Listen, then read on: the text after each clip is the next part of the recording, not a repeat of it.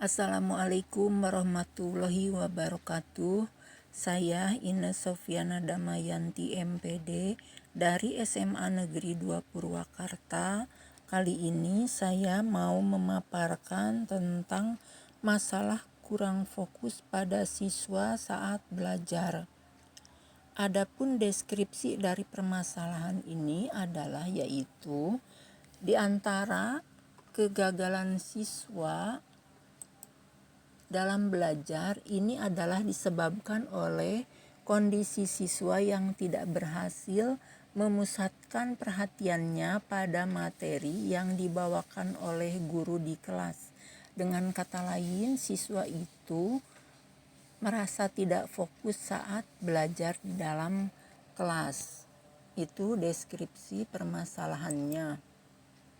Kemudian bagaimana akar permasalahan dari peristiwa ini, dari kasus ini, yaitu beberapa hal yang membuat siswa kurang fokus dalam belajar adalah yang pertama, siswa tidak sarapan pagi terlebih dahulu saat mau berangkat sekolah. Ini nampaknya sepele, tapi sebenarnya efeknya sangat berarti. Bisa dilihat antara siswa yang melakukan sarapan pagi terlebih dahulu dengan siswa yang tidak sarapan pagi. Maka siswa yang tidak sarapan pagi terlebih dahulu dia akan merasakan badannya lemas, ya, lelah, cepat lelah begitu saat menerima pelajaran. Sedangkan siswa yang sarapan pagi dulu di rumahnya itu dia akan merasa segar, bertenaga gitu ya. Jadi dia lebih fokus pada saat menerima pelajaran di kelas. Yang kedua, ini pengaruh dari HP ya, karena siswa kecanduan HP ya, terlalu banyak membuka HP ya dari media sosial begitu. Tapi tidak apa yang dilihatnya di HP tidak mendukung proses belajar di sekolah begitu ya dalam hal ini, sehingga siswa itu merasa pusing begitu ya karena dia terlalu banyak membuka HP. Yang ketiga, kurang tidur.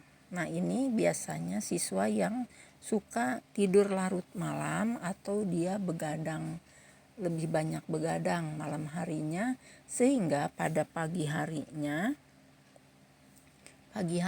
siswa itu merasakan ngantuk begitu ya. Pada saat belajar di kelas, siswa merasa ngantuk karena malamnya kekurangan tidur. Yang keempat itu pengaruh dari cuaca ya. Biasanya kalau cuaca mendung begitu ya, maka suasana itu lebih banyak mengantuk begitu ya.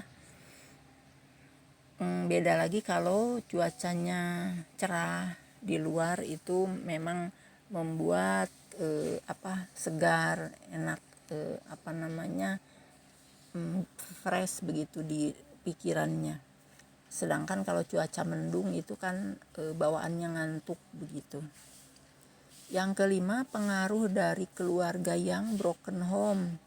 Nah, ini biasanya dalam satu keluarga yang dimana ayah dan ibunya sering bertengkar, itu membawa kesan kepada anak juga, anak itu tidak nyaman berada di rumah gitu. Ini berpengaruh juga. Nah, bagaimana alternatif solusi ya dari masalah-masalah tadi? Yang pertama, jauhkan anak dari gangguan.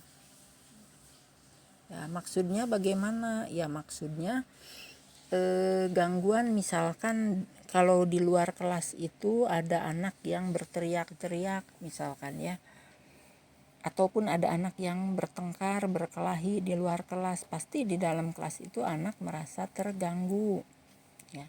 Atau kalau misalnya ada kelas yang sebelahnya itu main musik ya, main gitar-gitaran, sementara kita berada di kelas sedang menerangkan. Nah, itu juga sangat mengganggu ya konsentrasi dari anak yang ada di dalam kelas yang sedang kita ajar.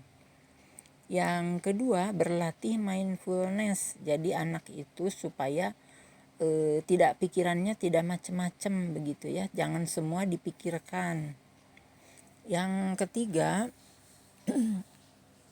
ajak anak bermain permainan konsentrasi.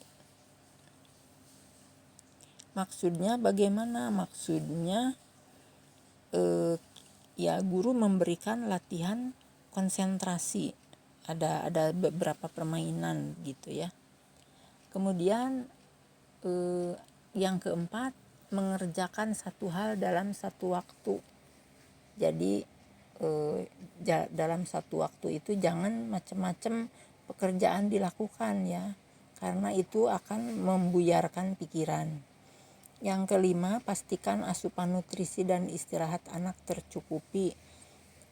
Ini peran orang tua ya untuk memberikan nutrisi yang baik untuk anaknya. Yang keenam, metode pembelajaran yang menarik. Ini tugas guru ya yang mengajar di kelas untuk memberi metode pelajaran yang menarik.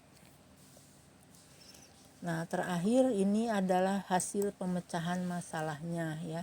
Dari hasil yang didapatkan dari 5 langkah di atas adalah 60% siswa mengalami peningkatan nilai.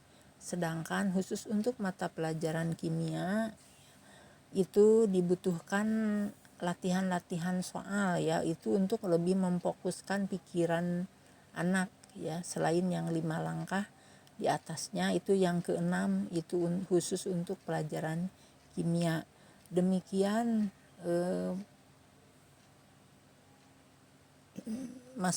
pembahasan tentang masalah kurang fokus pada siswa saat belajar dan solusinya. Semoga bermanfaat. Billahi taufik wal hidayah. Assalamualaikum warahmatullahi wabarakatuh.